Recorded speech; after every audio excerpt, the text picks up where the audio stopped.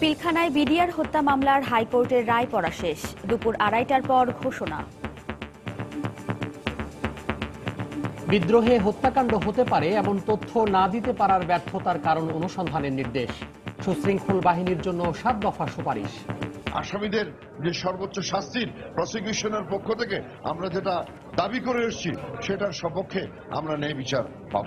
একটি সুশৃঙ্খল বাহিনীর দ্বারা এরকম একটি কর্মসূচি যাতে ভবিষ্যতে আর না হয় এবং এটার ব্যাপারে যাতে সতর্ক থাকে। দেখছিলেন প্রধান শিরোনাম। দুপুরের সময় সঙ্গে আছি আমি তোহা খান তামিম এবং আমি ওয়াহিদা স্বপ্না। এবার অন্যান্য শীর্ষ সংবাদ। অনিশ্চয়তার দোলাচলে রোহিঙ্গা প্রত্যাবাসন, জাতিগত স্বীকৃতি ছাড়া ফিরতে নারাজ মাতৃভূমিতে। 92 চুক্তির অনুসরণ প্রহসন বলছেন ভুক্তভোগীরা। রাজনীতি নয় বরং বিএনপি এখন গভীর খাদের কিনারে, মন্তব্য আওয়ামী লীগের। দেশে গণতন্ত্র নেই দাবি করে পুনরুদ্ধারের প্রত্যয় বিএনপির। অভাব, অনটন আর নোংরা পরিবেশে দুঃসহ জীবনযাপন রাজধানীর 40 লাখ বস্তিবাসীর। কাজে আসছে না সামাজিক নিরাপত্তা কর্মসূচিও। ফ্ল্যাট কিনে নানা হয়রানি ও প্রতারণার শিকার গ্রাহক, জড়িত কিছু অসাধু ব্যবসায়ী। বিশেষ সেলে অভিযোগ নিষ্পত্তি হচ্ছে দাবি রিহ্যাবের। এবং কক্সবাজারের ইনানি বিচে 21 দেশের অংশগ্রহণে প্রথমবারের মতো বহুপাক্ষিক আন্তর্জাতিক সামুদ্রিক মহড়া উদ্বোধন করলেন রাষ্ট্রপতি।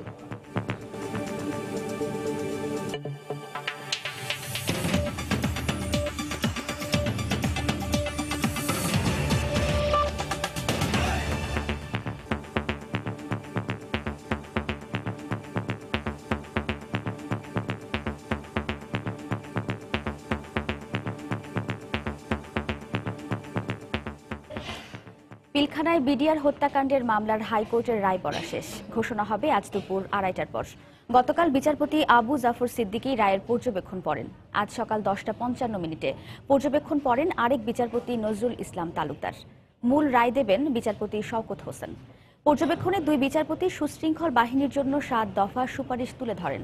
একই সঙ্গে বিদ্রোহের ঘটনায় হত্যাকাণ্ড হতে পারে এমন তথ্য দিতে ব্যর্থ হওয়ার কারণও অনুসন্ধানের নির্দেশ দেওয়া হয়। এছাড়া বিজিবির সব ধরনের সমস্যা সমাধানেরও নির্দেশ দেওয়া হয়। রাষ্ট্রপক্ষের আইনজীবীর প্রত্যাশা, প্রকৃত দোষীদের শাস্তি নিশ্চিত হবে রায়ে। 2009 সালের 25 এবং 26 ফেব্রুয়ারি তৎকালীন বিডিআর সদর দফতর পিলখানায় বিদ্রোহের নামে 57 সেনা কর্মকর্তা সহ 74 জনকে হত্যা করা হয়। পরে এই ঘটনায় লালবাগ থানার সে সময়কার ভারপ্রাপ্ত কর্মকর্তা নবজ্যোতি খিসা বাদী হয়ে হত্যা মামলা করেন। 7টি রিকমেন্ডেশন তিনি দিয়েছেন এবং সেই রিকমেন্ডেশনের মধ্যে একটি হচ্ছে যে ডালভাত কর্মসূচি নামে যে কর্মসূচিটা ছিল বিডিআরে, এইরকম একটি কর্মসূচির প্রেক্ষিতেই যার ফলশ্রুতিতে এই ঘটনাটা সংঘটিত হয়েছে বলে তার অবজারভেশনে এসেছে এবং তিনি বলছেন যে একটি সুশৃঙ্খল বাহিনীর দ্বারা এরকম একটি কর্মসূচি যাতে ভবিষ্যতে আর না হয় এবং এটার ব্যাপারে যাতে সতর্ক থাকে। বিচারপতি ত্রয়ের অবজারভেশন এসছে এবং সেখানে তারা বলছেন, আমরা আশা করছি আসামিদের যে সর্বোচ্চ শাস্তির প্রসিকিউশনের পক্ষ থেকে আমরা যেটা দাবি করে এসেছি সেটার সপক্ষে আমরা ন্যায় বিচার পাব। দর্শক, এই মুহূর্তে আদালতের বাইরে আছেন রিপোর্টার খান মোহাম্মদ রুমেল। বিস্তারিত জানতে সরাসরি যাচ্ছি তার কাছে। রুমেল। স্বপ্না, সকাল 10:55 আজকে আদালতের কার্যক্রম শুরু হয়েছিল।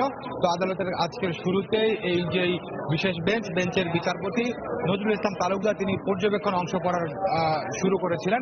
তো আমরা যেটি দেখেছি সেটি হচ্ছে যে বেলা 1টার কিছু আগে পর্যবেক্ষণ অংশ পড়া শেষ হয়েছে এবং এরপরে আদালত মধ্যাহ্ন বিরতি নিয়েছেন এবং যেটি জানিয়ে দেওয়া হয়েছে আমাদেরকে সেটি হচ্ছে যে বেলা 2:30 থেকে আদালত আবারও বসবেন এবং আদালতের কার্যক্রম বেলা 2:30 থেকে যখন শুরু হবে তখন যে রায় ঘোষণার কার্যক্রম সেটি চলবে। অর্থাৎ আমরা যেটি বলতে পারি যে গতকাল এবং আজকে এই বেঞ্চের যে 2 জন বিচারপতি আবু জাফর সিদ্দিকী এবং বিচারপতি নজরুল ইসলাম তালুকদার, তারা 2 জন এই মামলার পর্যবেক্ষণ অংশগুলো পড়েছেন। তো আমরা দেখেছিলাম আজকে নজরুল ইসলাম তালুকদার যে পর্যবেক্ষণ অংশগুলো পড়েছেন তার মধ্যে অনেক পর্যবেক্ষণে দিয়েছেন, তবে এর মধ্যে 7টি সুপারিশ তিনি করেছেন। যেমন বিজিবির মতো যে কোনো শৃঙ্খলা বাহিনীকে দিয়ে অপারেশন ডালভাত কর্মসূচির মতো কোনো ধরনের কর্মসূচি যেন পরিচালিত না করা হয় সে ধরনের পর্যবেক্ষণ তিনি দিয়েছেন। এবং তিনি যেটি বলেছেন সেটি হচ্ছে যে বিজিবি বা তৎকালীন বিডিআর এর সদস্যদের মধ্যে কোনো ধরনের ক্ষোভ বিক্ষোভ আছে কিনা সরকারের গোয়েন্দা সংস্থাগুলোকে তৎপর হয়ে সেই বিষয়গুলো খুঁজে বের করার পর্যবেক্ষণ দিয়েছেন। এবং তিনি বলেছেন যে এই যারা এখানে আসামি হয়েছে তৎকালীন বিডিআর এর সদস্যরা, তাদের যদি ওই সময়তে বিডিআর এর কোনো দেনা পাওনা থাকে সেগুলো যেন মিটিয়ে দেওয়া হয়, এই ধরনের পর্যবেক্ষণগুলো তিনি দিয়েছেন। তো আদালতের কার্যক্রম আজকে যখন চলে সেই মুহূর্তে এজলাস কক্ষে উপস্থিত ছিলেন আমাদের সহকর্মী আফজাল হোসেন। তো কথা বলছি আফজালের সঙ্গে। আফজাল, আমি জানি যে নজরুল ইসলাম তালুকদার আজকে বেশ কিছু পর্যবেক্ষণ দিয়েছেন। কালকে জাফর আহমেদ সিদ্দিকী যে পর্যবেক্ষণগুলো দিয়েছেন তার বাইরেও নতুন পর্যবেক্ষণ আজকে এসেছে। তো 7টি পর্যবেক্ষণকে তিনি বেশি গুরুত্ব দিয়েছেন। তো আপনি যদি পর্যবেক্ষণের বিষয়গুলো আমাদেরকে সংক্ষেপে একটু বলেন। রোমেল, আসলে এগুলো পর্যবেক্ষণ না, এগুলো আদালতের সুপারিশ। অর্থাৎ আদালত বলেছেন যে বিডিআর এর মতো সুশৃঙ্খল বাহিনীকে তাদের যে মনোবল ফিরিয়ে আনার জন্য কি ধরনের কাজ করা যেতে পারে, এই ধরনের 7টি সুপারিশ দিয়েছেন বিচারপতি নজরুল ইসলাম চৌধুরী। যদিও আদালত বলেছেন যে এই যে সুপারিশগুলো, এই সুপারিশগুলো কিন্তু আদালতের সুপারিশ, শুধুমাত্র বিচারপতি নজরুল ইসলাম তালুকদারের সুপারিশ নাই। তো সুপারিশের মধ্যে যেটি বলা আছে যে এই বিডিআর হত্যা মামলার মূল কাহিনীটাই যেটা ঘটিয়েছিল, আদালত যেটি বলার চেষ্টা করেছেন যে অপারেশন ডাল ভাতকে কেন্দ্র করে এক ধরনের অসন্তোষ ছিল, সেই অসন্তোষের কারণেই যে মনোমালিন্য, যার কারণে এই ধরনের একটা ঘটনাগুলো ঘটেছে। যার কারণে আদালত বলেছেন যে এই ধরনের কর্মসূচিতে আসলে সুশৃঙ্খল বাহিনীকে না নেওয়াটাই ভালো হবে। এবং আদালত আরো যেটি বলা হয়েছিল, ওই সময় যে ধরনের অসন্তোষগুলো ছিল সেই অসন্তোষগুলো জানানোর জন্য স্বরাষ্ট্র মন্ত্রণালয়কে জানানো হয়েছিল, কিন্তু স্বরাষ্ট্র মন্ত্রণালয় তাৎক্ষণিকভাবে কিন্তু ব্যবস্থা নেয় নাই। এখন আদালত যেটি বলার চেষ্টা করছেন, এখন যদি কোনো ধরনের অসুবিধা থেকে থাকে, তাদের কোনো দাবি দেওয়া থেকে থাকে, তাহলে যেন দ্রুত সেগুলো স্বরাষ্ট্র মন্ত্রণালয় বা সংশ্লিষ্ট দপ্তরে দেয়া হয় এবং সংশ্লিষ্ট দপ্তর যেন কোনো ধরনের আমলাতান্ত্রিক জটিলতা না করেই এগুলো যেন দ্রুত নিরসন করা হয়। অর্থাৎ বলা চলে যে বিডিআর এর মধ্যে এখন যে ধরনের সমস্যাগুলো থেকে থাকে এগুলো যেন দ্রুত রিমুভ করা হয়, অর্থাৎ দ্রুত সমাধান করা হয়। আর আদালত বলেছেন তাদের মধ্যে যে কোনো দেনা পাওনা যদি থেকে থাকে, বিডিআর এর পেনশনগত থেকে শুরু করে টিএ যেগুলো দেনা পাওনা থেকে থাকে, এগুলো দ্রুত নিরসন করতে বলেছেন। এবং আদালত বলেছেন যে বিডিআর এর মতো একটা পিলখানায় দরবার হচ্ছে, প্রধানমন্ত্রী আসবেন এবং এই প্রধানমন্ত্রীকে আসার ক্ষেত্রে যে ধরনের সুপারিশ, যে ধরনের গোয়েন্দা সুপারিশ নেওয়ার কথা, সে ধরনের সুপারিশ নিতে বা এই ধরনের যে একটা ঘটনা ঘটতে যাচ্ছে, এই ধরনের তথ্য বিডিআর এর যে অভ্যন্তরীণ যে গোয়েন্দা সংস্থা আছে তারা দিতে কেন ব্যর্থ হয়েছেন, সে বিষয়ে একটি কারণ অনুসন্ধানের জন্য বলা হয়েছে। আর সবচেয়ে যেটি বলা হয়েছে যে এই সুশৃঙ্খল বাহিনীর মধ্যে এক ধরনের একটা ইগো কাজ করে, যে ঔপনিবেশিক যে ধরনের মেন্টালিটি, সিনিয়র জুনিয়রদের মধ্যে যে ধরনের দূরত্ব তৈরি হয়, এই দূরত্বটা কমানোর জন্য কি ধরনের ব্যবস্থা নেওয়া যেতে পারে সেটা বলেছেন। এবং আদালত বলেছেন যে এই ধরনের দূরত্ব না থাকাটাই সমীচীন হবে। এই যে এই 7টি সুপারিশ, এই 7টি সুপারিশ যদি পালন করা হয় তাহলে তারা মনে করছেন যে বিডিআরটা আগের যে সুশৃঙ্খল বাহিনী এই বিডিআর হত্যাকাণ্ডের পরে যে ধরনের কলঙ্কিত হওয়ার হয়েছিলেন, সেটি থেকে আসলে মুক্তির একটা সম্ভাবনা আছে বলে আদালত আমাদেরকে জানিয়েছেন। তো মূল রায়টা যখন দিবে, হয়তো মূল রায়ের বিষয়গুলো, অবজারভেশনের বিষয়গুলো না আসলেও মূল রায়টা কাকে কোন ধরনের দণ্ড দেওয়া হবে সেই বিষয়টি মূলত আদালত 8টার দিকে মূল রায়টা দিবেন। ধন্যবাদ আফজাল। আপনারা শুনছিলেন যে আফজালের কাছে আদালত আজকে যে পর্যবেক্ষণ দিয়েছেন, যে সুপারিশগুলো দিয়েছেন সে ব্যাপারে তিনি বিস্তারিত জানালেন আমাদেরকে। তো এর আগে আপনাকে যেটি বলেছিলাম যে বেলা 2:30টার সময় আদালতের কার্যক্রম আবারও শুরু হবে, আদালতের পক্ষ থেকে তেমনটা জানানো হয়েছিল। তো এখন 2:30 বাজতে আর খুব বেশি সময় বাকি নেই। এরই মধ্যে আমরা যেটি দেখছি যে এই মামলার সঙ্গে সংশ্লিষ্ট যেসব আইনজীবীরা আছেন, অর্থাৎ রাষ্ট্রপক্ষের আসামিপক্ষে, তারা আদালতের দিকে তারা যাচ্ছেন এবং এই মামলাতে যারা ক্ষতিগ্রস্ত হয়েছেন, যারা আসামি আছেন, তাদের স্বজনদেরকেও আমরা দেখছি যে তারাও আদালতের এজলাস কক্ষে আছেন।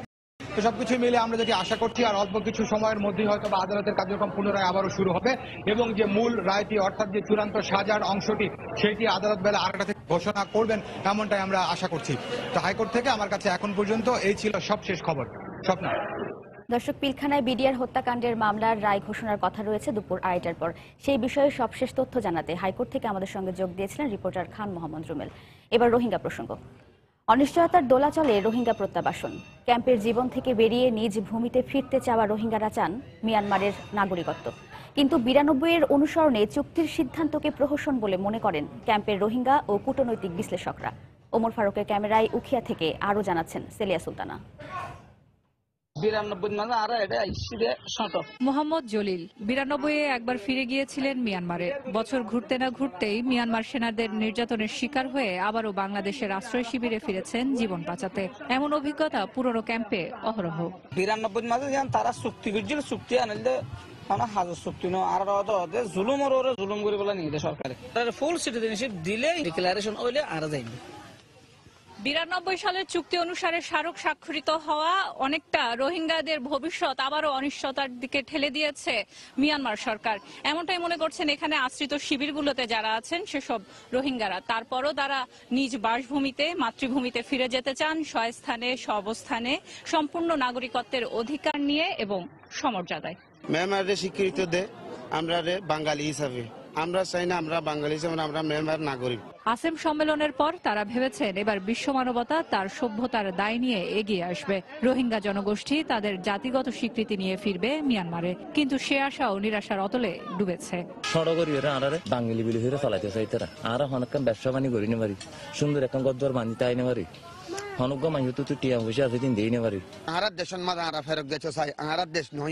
বিশ্লেষকরা বলছেন 92-এর অনুকরণে এই চুক্তি রোহিঙ্গাদের সাথে প্রহসন ছাড়া আর কিছুই নয়। এছাড়া কফি আনান কমিশনের সুপারিশ বাস্তবায়নের বিষয়েও এই চুক্তির মাধ্যমে উপেক্ষা করা হয়েছে বলে মনে করেন তারা।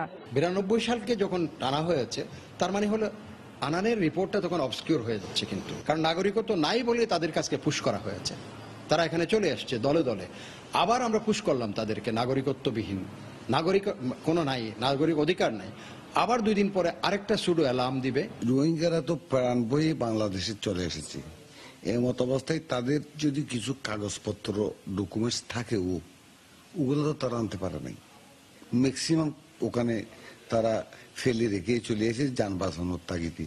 তো এটা যদি ফলো করা হয় তাহলে তো এই আপনার প্রত্যাবাসন প্রক্রিয়া সুন্দরভাবে সম্ভব হবে, এটা আমরা আশা করতে পারি। তারা মনে করেন রোহিঙ্গাদের মিয়ানমারে ফেরত পাঠানোই নয়, সেখানে তারা যেন নির্যাতনের শিকার না হন তার জন্য সেফ জোন নিশ্চিত করা প্রয়োজন। এর জন্য ইউএনএইচসিআর ও জাতিসংঘ নিরাপত্তা পরিষদকেই এগিয়ে আসতে হবে।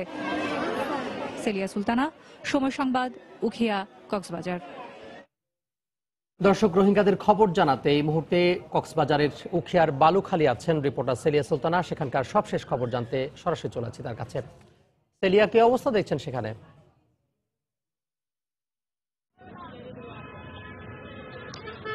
তামিম, আমরা এখন আছি বালুখালী ক্যাম্পে এবং গত কয়েক ঘন্টায় আমরা যে ক্যাম্পগুলো ঘুরে এসেছি সেই ক্যাম্পগুলোর যে পরিস্থিতি আমরা দেখতে পেয়েছি তা অনেকটা বলা যেতে পারে শরণার্থী শিবিরগুলোতে আসলে যেরকম পরিস্থিতিগুলো সৃষ্টি হয়, বিশেষ করে খাবারের জন্য শিশুদের জন্য যে আলাদা ব্যবস্থা, সেখানে একটি নির্দিষ্ট সময়ের মধ্যে শিশুদেরকে খাবার দেওয়া হচ্ছিল। কিন্তু একটি বিষয় বারবারই কিন্তু সামনে আসছে যে এখানে যারা স্বাস্থ্য সেবা দিয়ে যাচ্ছেন তারা কিন্তু বলছেন যে রোহিঙ্গা শরণার্থীদের সাথে যেসব শিশু আসলে আছে তারা কিন্তু অনেকটাই অপুষ্টির শিকার এবং তাদের যে রোগ প্রতিরোধ যে ক্ষমতা সে ক্ষমতা কিন্তু অনেকটাই কম। এবং এক্ষেত্রে বলা হচ্ছে যে সামনে যে শীত আসছে সেই শীতের সময় কিন্তু অনেকটা তাদেরকে শীতের মৌসুমে শীতজনিত বিভিন্ন রোগের মধ্যে পড়তে হতে পারে বা পড়ার আশঙ্কা কিন্তু। আপনারা জানেন এক একটি পরিবারে অনেকগুলো করে সন্তান যখন থাকে তখন আসলে সেখানে খাবারের যে যতটুকু খাবার দেওয়া হচ্ছে সেটিও কিন্তু অনেকটা পরিমাণে আসলে কমই পড়ছে এক একজনের হিসেবে। একজনকে আমরা পেয়েছিলাম যিনি কিন্তু বলেছেন যে এক থালা খাবারের মধ্যে 7 জন তারা ভাগ করে খান এবং তারা দুবেলা ওই খাবারটি আসলে পান। এই যে আসলে পুরো সিচুয়েশনটি সেটি আসলে সামনে আরো কি পরিস্থিতির সৃষ্টি হবে সেটি অনেকটা প্রশ্নের মুখে ফেলবে। তারপর যে সব সংস্থাগুলো রয়েছে তারা কিন্তু অনেক বেশি সহায়তা করে যাচ্ছেন, যতটা সম্ভব সহায়তা করে যাচ্ছেন এবং ত্রাণ কিন্তু এখন পর্যন্ত দিয়ে দেওয়া হচ্ছে শরণার্থী শিবিরগুলোতে আমরা দেখেছি। এবং যখনই ত্রাণ আসছে তখনই কিন্তু শরণার্থীরা সেখানে গিয়ে দৌড়ে গিয়ে অনেকটা যুদ্ধ করার মতো তারা ত্রাণ সংগ্রহ করছেন। এইখানে আসলে একটি বিষয় না বললেই নয় যে শরণার্থী হিসেবে আসলে যখন তারা এখানে আসছেন তারা কিন্তু অনেকেই জানেন না যে কক্সবাজারে বালুখালী থেকে রোহিঙ্গা পরিস্থিতির খবর জানাতে আমাদের সাথে যুক্ত হয়েছিলেন সহকর্মী সেলিয়া সুলতানা। এদিকে মিয়ানমার থেকে পালিয়ে আসা রোহিঙ্গাদের জন্য সরকারের পক্ষ থেকে পর্যাপ্ত শীতবস্ত্রের ব্যবস্থা করা হবে বলে জানিয়েছেন প্রধানমন্ত্রী শেখ হাসিনা। দুপুরে প্রধানমন্ত্রী কার্যালয়ে এক অনুষ্ঠানে তিনি একথা বলেন। বেলা 12টায় প্রধানমন্ত্রী কার্যালয়ে পেট্রোল বোমার আঘাতে নিহতদের পরিবারের সদস্য ও আহতদের আর্থিক সহায়তার চেক তুলে দেন প্রধানমন্ত্রী। বিগত জাতীয় সংসদ নির্বাচন ঠেকানোর নামে সহিংসতায় বোমার আঘাতে হতাহত পরিবারগুলোর প্রতি সমবেদনা জানান তিনি। এছাড়াও বিভিন্ন সময় জঙ্গি হামলায় যারা প্রাণ হারিয়েছেন তাদের পরিবারের সদস্যদেরও সহায়তার চেক তুলে দেন শেখ হাসিনা। এরপর সরকারি বেসরকারি ব্যাংক মালিকদের সংগঠন বিএবি, পোশাক শিল্প মালিকদের সংগঠন বিজিএমইএ সহ বিভিন্ন প্রতিষ্ঠানের পক্ষ থেকে প্রধানমন্ত্রীর ত্রাণ তহবিলে দেয়া শীতবস্ত্র গ্রহণ করেন শেখ হাসিনা। এ সময় নিষ্ঠা ও সততার সঙ্গে ব্যাংক পরিচালনার আহ্বান জানান প্রধানমন্ত্রী। মিয়ানমার থেকে যে রোহিঙ্গারা এসছে, মানে মিয়ানমারের নাগরিক, আর সেই সাথে আমাদেরও সাধারণ মানুষ আছে। এবার আর কেবল শীত পড়তেও শুরু করেছে। স্বাভাবিকভাবে আমরা সবসময় আমাদের ত্রাণ তহবিল থেকে সমগ্র বাংলাদেশে সকলের জন্য যতদূর পারি শীত বস্ত্র আমরা পাঠাই। আমি যখন যেটা পদক্ষেপ নেই, সবার আগে আমি হিসাব করি কর্মসংস্থান কতটা হবে, আমার দেশের মানুষ কাজ পাবে, যুব সমাজ চাকরি পাবে, তাদের জীবন জীবিকা উন্নত হবে। তা আজকে যতটুকু উন্নতি আমরা করেছি আমরা করি আমাদের মনের টানে। আপনারা আপনাদের ব্যাংকের কাজগুলি সততা নিষ্ঠার সাথে করে এই যে মানুষের প্রতি সেবা করার মনোভাবটা, সেই দিকটার জন্য একটু ঠিক থাকে। বরেন্দ্র বহুমুখী উন্নয়ন কর্তৃপক্ষ আইন 2017 এর খসড়ায় নীতিগত অনুমোদন দিয়েছে মন্ত্রিসভা। সকালে প্রধানমন্ত্রীর কার্যালয়ে অনুষ্ঠিত মন্ত্রিসভার নিয়মিত বৈঠকে এতে অনুমোদন দেওয়া হয়। সকাল 10টায় প্রধানমন্ত্রীর কার্যালয়ে শেখ হাসিনার সভাপতিত্বে মন্ত্রিসভার বৈঠক শুরু হয়। এতে বরেন্দ্র বহুমুখী উন্নয়ন কর্তৃপক্ষ আইনে নীতিগত অনুমোদন দেওয়া হয়। এছাড়া এখন থেকে 12 ডিসেম্বর জাতীয় তথ্য ও যোগাযোগ প্রযুক্তি দিবস হিসেবে পালনের সিদ্ধান্ত চূড়ান্ত করা হয় মন্ত্রিসভার বৈঠক থেকে। বৈঠক শেষে সচিবালয়ে মন্ত্রী পরিষদ সচিব মোহাম্মদ শফিউল আলম ব্রিফিংয়ে সাংবাদিকদের এসব তথ্য তুলে ধরেন।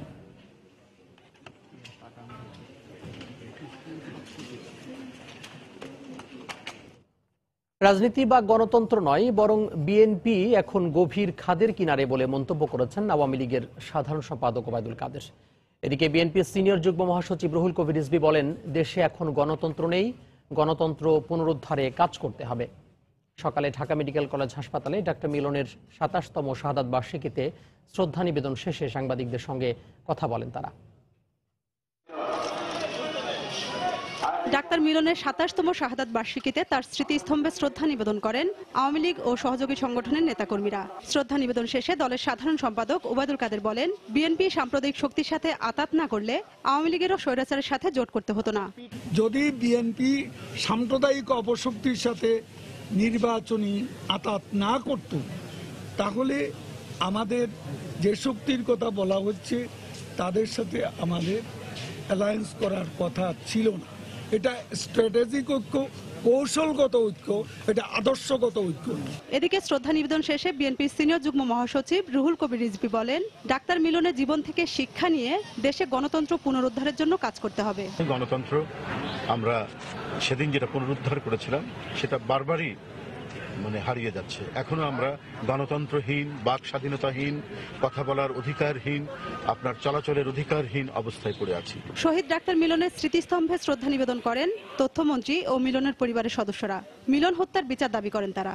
ডাক্তার মিলনের রক্তের ঋণ যদি আমাদের শোধ করতে হয়, তাহলে স্বৈরাচারের পতনের মধ্য দিয়ে যে গণতন্ত্র উদ্ধার হলো, সেই গণতন্ত্রকে নিরাপদ করার জন্য চলমান যে সমস্যা, সেই সংকটটা হচ্ছে বাংলাদেশকে এই নিশ্চয়তা প্রদান করা যে বাংলাদেশে আর কোনোদিন সামরিক সরকার হবে না, স্বৈরাচারী সরকার হবে না এবং রাজাকার সমর্থিত কোনো সরকার হবে না। মিলন শহীদ হয় না, 9 বছরের গণতান্ত্রিক আন্দোলনে আরো অনেক শহীদ হয়েছে, তাদের কারো হত্যারই বিচার হয়নি।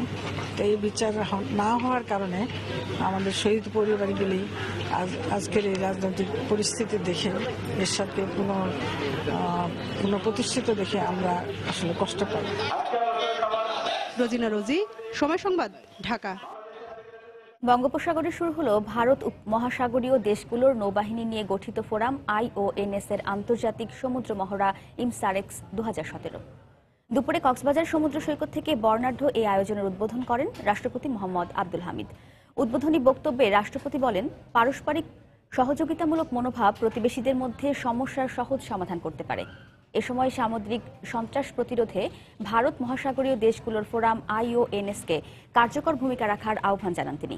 কক্সবাজার থেকে বিস্তারিত জানাচ্ছেন আজহার লিমন, ছবি তুলেছেন বাবুল হোসেন। 2008 সালে এই মহাসাগরের 23টি দেশ নিয়ে সমুদ্র সীমার নিরাপত্তা নিশ্চিতকরণ, পারস্পরিক সম্পর্ক উন্নয়ন এবং আন্তর্জাতিক চোরাচালান দমনের উদ্দেশ্যে গঠিত হয় আঞ্চলিক সামরিক forum Indian ocean maritime symposium আয়ন্স। প্রতিষ্ঠার পর 5টি সম্মেলন অনুষ্ঠিত হলেও বঙ্গোপসাগরে প্রথমবারের মতো এ ফোরামের সামরিক মহড়া, যার নাম দেওয়া হয়েছে IONS multilateral maritime search and rescue exercise IMSAREX 2017। Cox's Bazar Inani সৈকতের একটি হোটেলে রাষ্ট্রপতিকে দুদিনব্যাপী অনুসন্ধান এবং উদ্ধার সম্পর্কিত বর্ণাঢ্য আয়োজনের স্মারক তুলে দেন ফোরামটির বর্তমান চেয়ার ও ইমসারেক্স মহড়ার আয়োজক বাংলাদেশ নৌবাহিনী।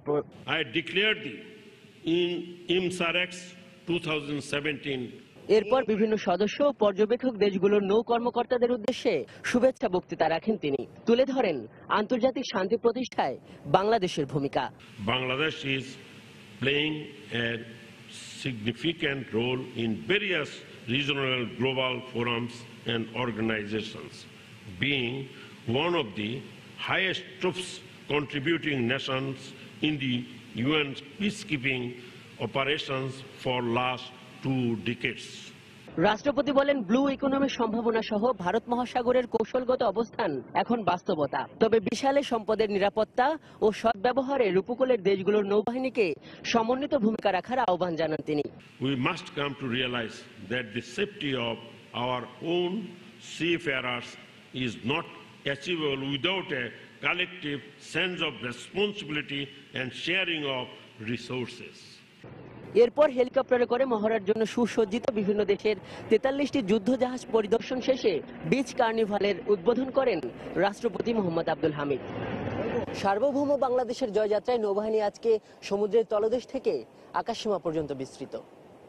সমৃদ্ধির নতুন নবযাত্রায় নৌবাহিনী আজকে যেমন একটি আঞ্চলিক ফোরামের নেতৃত্ব দিচ্ছে, ভবিষ্যতে যোগ্যতা এবং দক্ষতায় অন্যান্য আন্তর্জাতিক সামরিক ফোরামেও নেতৃত্ব দেবে এই বাহিনীটি, এ প্রত্যাশা সবার। আজহার লিমন, সময় সংবাদ, কক্সবাজার। কক্সবাজারের ইনানি বিচে 21টি দেশের অংশগ্রহণে বঙ্গোপসাগরে প্রথমবারের মতো বহুপাক্ষিক আন্তর্জাতিক সামুদ্রিক মহড়ার শেষে এখন চলছে বিচ কার্নিভাল। দর্শক, আমরা কিছুটা সময় সেখান থেকে ঘুরে আসি।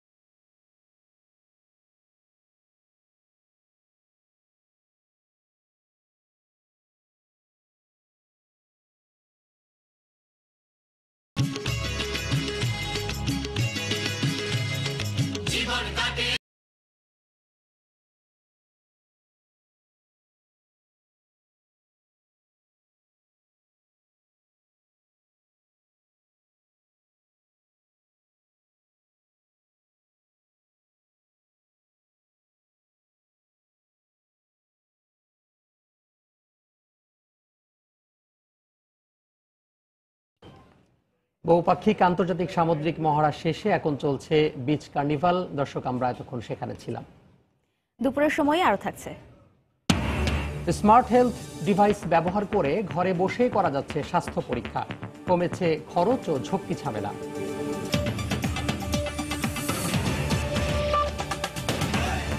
জাতীয়করণকৃত কলেজের শিক্ষকদের বিসিএস ক্যাডারে অন্তর্ভুক্ত না করার দাবিতে সারা দেশে দ্বিতীয় দিনের মতো ক্লাস পরীক্ষা বন্ধ রেখে কর্মবিরতি পালন করছেন সরকারি কলেজের শিক্ষকরা।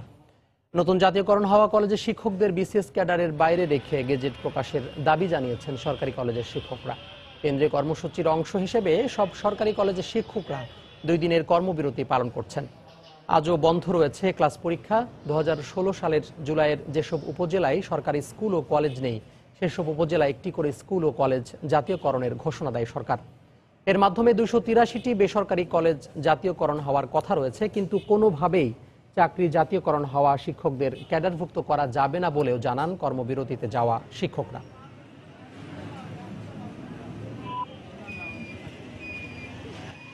এখন যদি এরকম চলতে থাকে তাহলে আমাদের সেশন জট অবশ্যই লাগবে।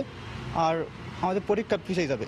চমৎকার বাছাই প্রক্রিয়ার মধ্যে দিয়ে জাতি তার সূর্য সন্তানদেরকে পাচ্ছে যাদের সেবা পাবে, কিন্তু বেসরকারি কলেজের যে নিয়োগ, সেই নিয়োগটা কোনোভাবেই মনে করতে পারবেন না যে স্বচ্ছতা এবং বৈধতার ভিতর নিয়োগ হয়। এই 2 দিনের কর্মবিরতির কারণে শিক্ষার্থীদের যতটুকু অসুবিধা হচ্ছে, আমরা কথা দিচ্ছি যে আমাদের দাবি দেওয়া আদায় হলে আমরা এটা অতিরিক্ত ক্লাস বা অতিরিক্ত পাঠদানের মাধ্যমে আমরা এটা পূরণ করে দিব। আমরা বিসিএস পরীক্ষার মাধ্যমে নিয়োগপ্রাপ্ত হয়েছি, সেখানে বেসরকারি কলেজের শিক্ষকরা কোনো রকম মানে যেন তেন একটা প্রকারে তারা নিয়োগ পাচ্ছে এবং তাদেরকেই রাষ্ট্রের সর্বোচ্চ সুবিধাভোগী যে ক্যাডার সার্ভিসে অন্তর্ভুক্ত করা হচ্ছে, সেখানেই আমাদের অভিযোগ। স্কিনের নতুন সব অ্যাডভেঞ্চারে পার্টনার দুরন্ত বাইসাইকেল, ফ্লাই উইথ দুরন্ত স্পিড। পোপ ফ্রান্সিসের আগমন বাংলাদেশের মাটিতে সম্প্রীতি ও শান্তির দৃষ্টান্ত স্থাপন করবে বলে আশাবাদ ব্যক্ত করেছেন কার্ডিনাল ও আর্চবিশপ প্যাট্রিক ডি রোজারিও। সকালে রাজধানীর কাকরাইলে ক্যাথলিক চার্চে এক সংবাদ সম্মেলনে তিনি জানান, সফরের সময় রোহিঙ্গা ক্যাম্পে না গেলেও তাদের একটি প্রতিনিধি দলের সঙ্গে ঢাকায় বৈঠক করবেন তিনি। 30 নভেম্বর মিয়ানমার থেকে 3 দিনের সফরে আসবেন পোপ। মিয়ানমার সফরের সময় রোহিঙ্গা শব্দ ব্যবহার না করতে সে দেশের পক্ষ থেকে অনুরোধ জানানো হলেও পোপ ফ্রান্সিস নির্যাতিতদের পাশে থাকবেন বলেও আশাবাদ ব্যক্ত করেন। একটি দেশের মধ্যে কিছু কিছু বিষয় খুবই সংবেদনশীল থাকতে পারে, আর এটা স্বাভাবিক।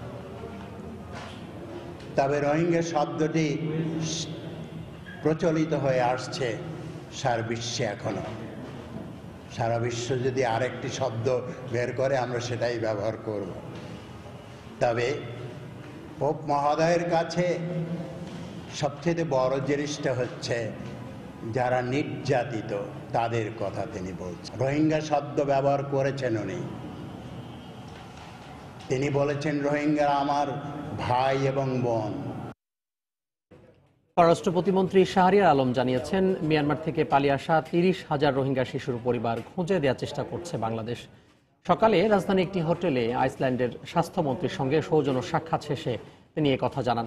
পরে আইসল্যান্ডের স্বাস্থ্যমন্ত্রী বলেন, রোহিঙ্গা ইস্যুতে মিয়ানমারের ওপর কূটনৈতিক চাপ অব্যাহত রাখবে দেশটি। হত্যা, ধর্ষণ ও অত্যাচারের মুখে মিয়ানমারের রাখাইন প্রদেশ থেকে জীবন বাঁচাতে রোহিঙ্গাদের বিষয়ে উদ্বেগ প্রকাশ করেন তিনি।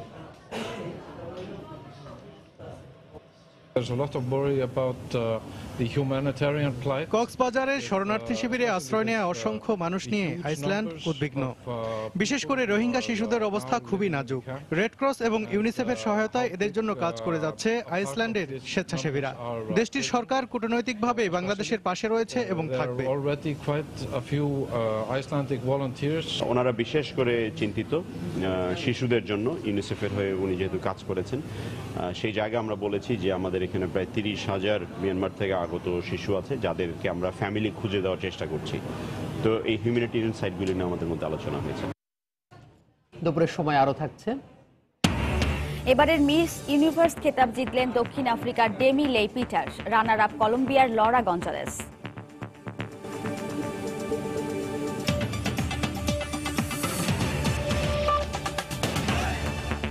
প্রতি কেজি পেঁয়াজের দাম 20 টাকা বাড়ার একদিন পর সর্বোচ্চ 5 টাকা পর্যন্ত কমেছে নিত্য প্রয়োজনীয় পণ্যটির দাম। রাজধানীর মোহাম্মদপুর পাইকারি আড়তে দেশি পেঁয়াজ 80 টাকা আর ভারতীয় পেঁয়াজ বিক্রি হচ্ছে 70 টাকা দরে। ব্যবসায়ীরা বলছেন, দামের এমন ওঠানামার কারণে বিক্রির পরিমাণ কমে যাওয়ায় ঝুঁকি এড়াতে সতর্ক অবস্থান নিয়েছেন তারা। এতে ভারত থেকে পেঁয়াজ আমদানি কিংবা দেশি পেঁয়াজ বাজারজাতকরণেও কিছুটা সাবধানী আড়তগুলো। তবে নতুন মৌসুমের পেঁয়াজ আমদানি শুরু হলে 2 থেকে 3 সপ্তাহের মধ্যে পেঁয়াজের দাম 40 থেকে 50 টাকার মধ্যে চলে আসবে বলেও আশা করেন পাইকাররা। পাইকারি পর্যায়ে দাম কিছুটা কমলেও খুচরা বাজারে দেশি পেঁয়াজ 95 টাকা আর ভারতীয় পেঁয়াজ বিক্রি হচ্ছে 80 টাকা দরে।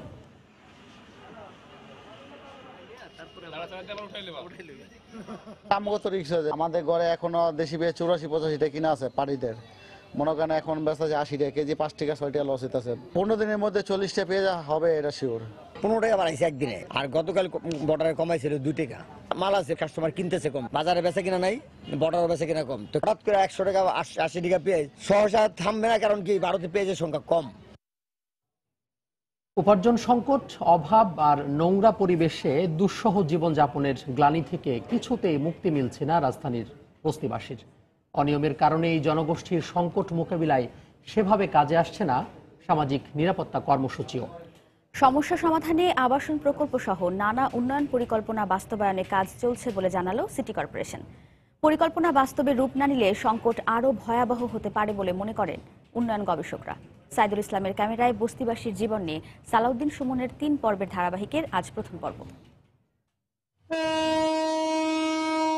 বস্তি ইটকাঠ পাথরের এই শহরের শরীরে যেন দগদগে ক্ষত। এখানে চোখ পড়লেই যেন ম্লান হয়ে যায় নগর সৌন্দর্য। মেগাসিটি ঢাকায় ছড়িয়ে ছিটিয়ে আছে ছোট বড় প্রায় 4000 বস্তি। এসব নোংরা ঘিঞ্জি বস্তিতে বাস করছে প্রায় 40 লাখ মানুষ। স্বাভাবিক জীবনধারণের ন্যূনতম সুযোগ সুবিধা না থাকলেও আয় ব্যয়ের সঙ্গতি বিবেচনায় বাধ্য হয়েই তারা মেনে নিয়েছেন বাস্তবতা। কোনো মতে বেঁচে থাকাটাই যেন এসব মানুষের জীবনের চূড়ান্ত অভিলাষ। পোকামাকড়ের সাথে বসবাস আমাদের, এছাড়া আর কোনো উপায় নেই। আমরা গরিব মানুষ কি করব? ভালো পরিবেশে গেলে বেশি টাকা লাগবে না। এই পরিবেশ থেকে জীবনের কোনো মূল্য আছে আমাদের? একটা মানুষ করতে পারলাম না, একটা মানুষ হইতে পারলাম না, এই যে বুড়া হয়ে গেলাম। সুখ করতে যারা বিল্ডিং এ থেকে সুখ করতে আছে, আর আমরা ওই থেকে দুঃখের মাঝে পড়ে রয়েছি। দ্রব্যমূল্যের ঊর্ধ্বগতির ডামাডোলে অভাব অনটনের সাথে রীতিমতো যুদ্ধ করতে হয় বস্তিবাসীদের। এই কাজ করে পুষে আমগো, এত তো আমগো খরচার পয়সা হয় না। নাস্তা তারপরে স্কুলে যাই। এসব মানুষের জন্য সামাজিক নিরাপত্তা কর্মসূচিও প্রসারিত নয়। টিআর, কাবিখা, কাবিটা, ভিজিডি, ভিজিএফ এর আওতার বাইরে রয়েছেন তারা। বিধবা ভাতা, বয়স্ক ভাতা ও প্রতিবন্ধী ভাতার ব্যবস্থা থাকলেও এ নিয়ে রয়েছে অনিয়মের অভিযোগ। টেহা দিলে কাট করে দিব, টেহা দিছি 500, টেহাও দিল না আর কার্ডও দিল না। বোর্ডে গাইলে বোঝা মা বলায়, চাচি বলায়, খালু বলায়, এখন তো কেউ বলায় না। ওহে খায়, জোহে খায়, কই আমাকে তো কেউ সাহায্য করে না। এই অবস্থায় রাজধানীতে সামাজিক নিরাপত্তা কার্যক্রমের পরিধি বাড়ানোর পাশাপাশি বস্তিবাসীর উন্নয়নে সরকারকে আরও বেশি তৎপর হওয়ার তাগিদ দিচ্ছেন উন্নয়ন গবেষকরা। প্রথমত আমি মনে করি এই মানুষগুলোকে নিয়ে যারা অভিবাসী হচ্ছেন নগরে, তাদেরকে কিভাবে সেটেল ডাউন করা যায় সেটার একটা পরিকল্পনা সরকারের একদম পরিষ্কারভাবে থাকা দরকার। আমাদের প্রাতিষ্ঠানিক কাঠামো দরকার, প্রোগ্রাম দরকার।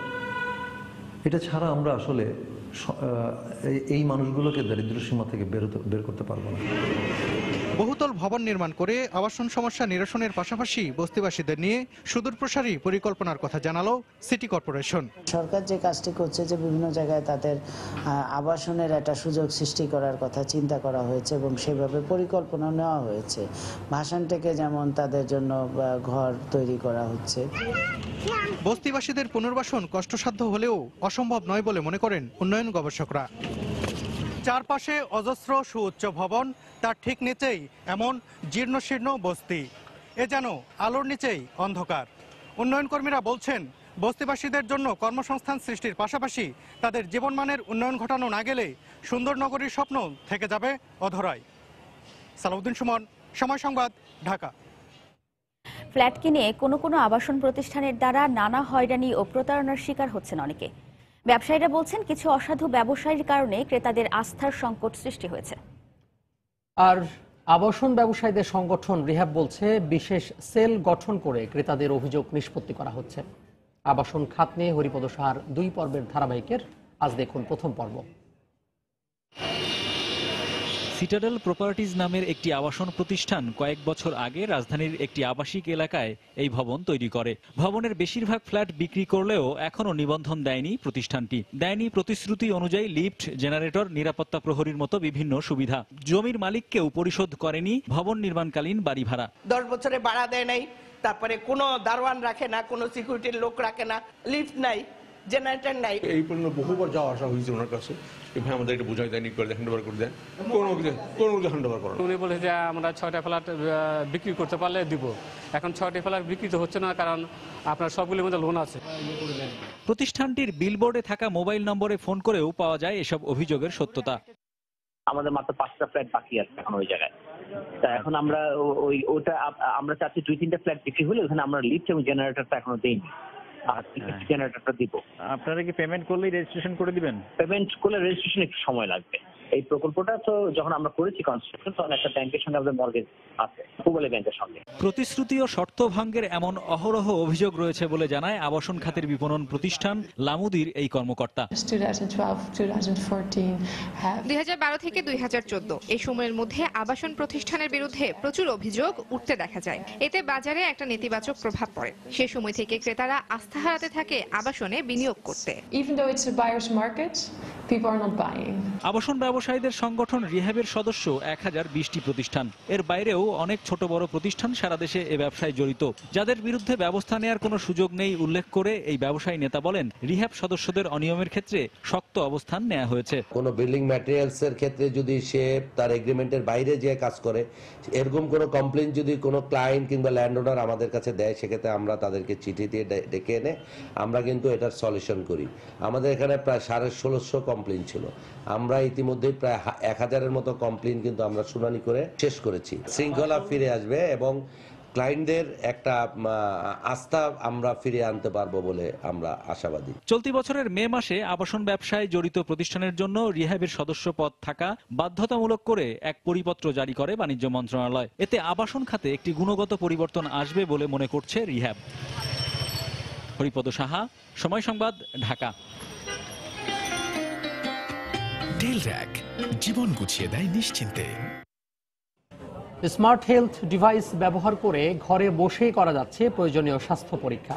হাসপাতালে দীর্ঘ লাইন ও টেস্ট প্রতি অতিরিক্ত খরচ বাঁচাতে জনপ্রিয় হচ্ছে এই হেলথ টুলস।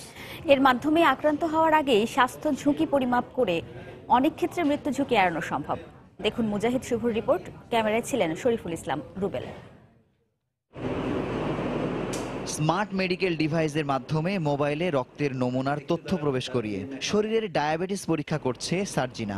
স্মার্ট টুলস ও মোবাইল অ্যাপসের সমন্বয়ে blood pressure, pulse, blood oxygen saturation, শরীরের তাপমাত্রা, ওজন ও উচ্চতা অনুযায়ী ওবিসিটি পরীক্ষা সহ নানা ধরনের স্বাস্থ্য পরীক্ষা করছে এই তরুণী। পরীক্ষা পরবর্তী ফলাফলে সার্জিনার সবকিছু ঠিক থাকলেও ধরা পড়ে উচ্চ রক্তচাপ। হসপিটালে না গিয়ে ইজিলি আমি 10 মিনিটের মধ্যে সমস্ত টেস্টগুলো করে ফেলতে পারছি এবং ইনস্ট্যান্ট রেজাল্টটাও পেয়ে যাচ্ছি।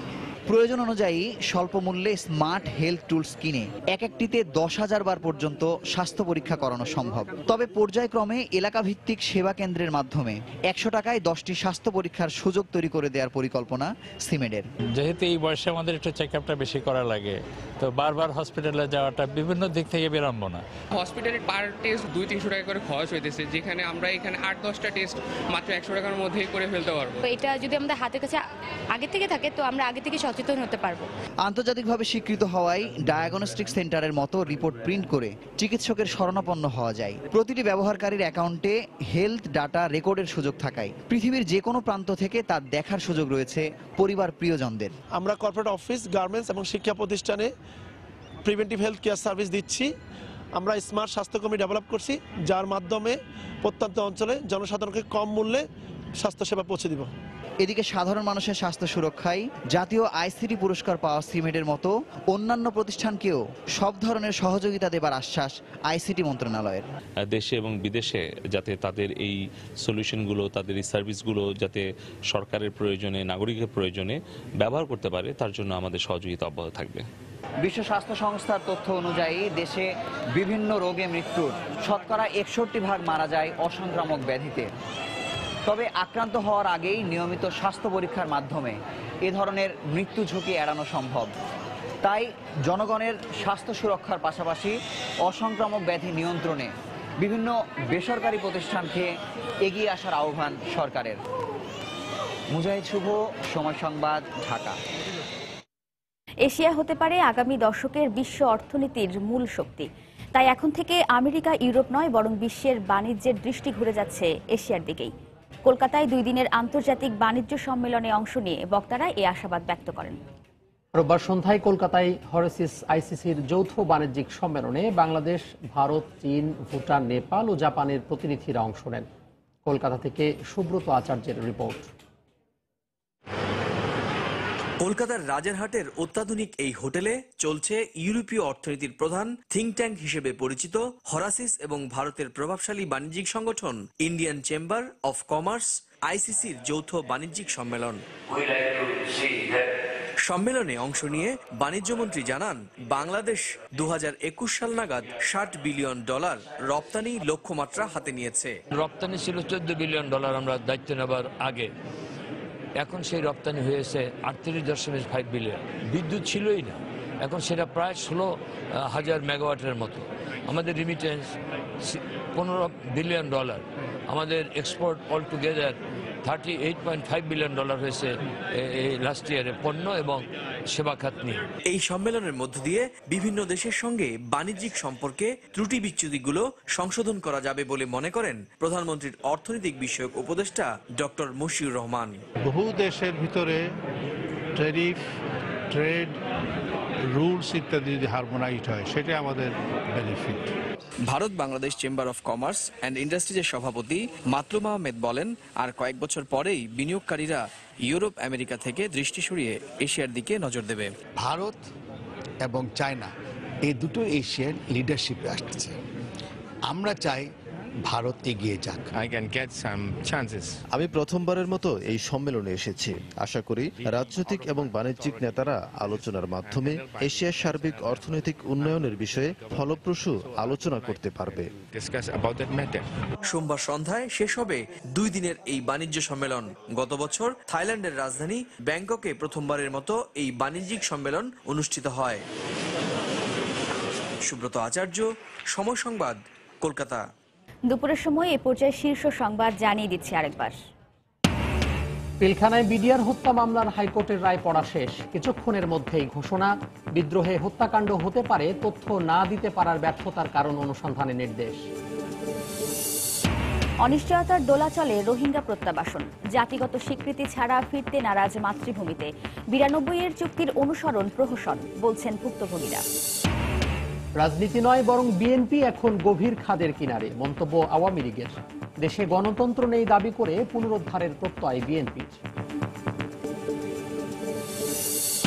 অভাব, অনটন আর নোংরা পরিবেশে দুঃসহ জীবনযাপন রাজধানীর 40 লাখ বস্তিবাসীর। কাজে আসছে না সামাজিক নিরাপত্তা কর্মসূচিও। এবং কক্সবাজারে 21 দেশের অংশগ্রহণে প্রথমবারের মতো বহুপাক্ষিক আন্তর্জাতিক সামুদ্রিক মহড়া। সাগরের নিরাপত্তায় আইওএনএস-কে কার্যকর ভূমিকা রাখার আহ্বান রাষ্ট্রপতির। এই ছিল দুপুরের সময়। যে কোনো খবর পেতে ভিজিট করুন সময়নিউজ.tv আর সঙ্গে থাকুন সময়।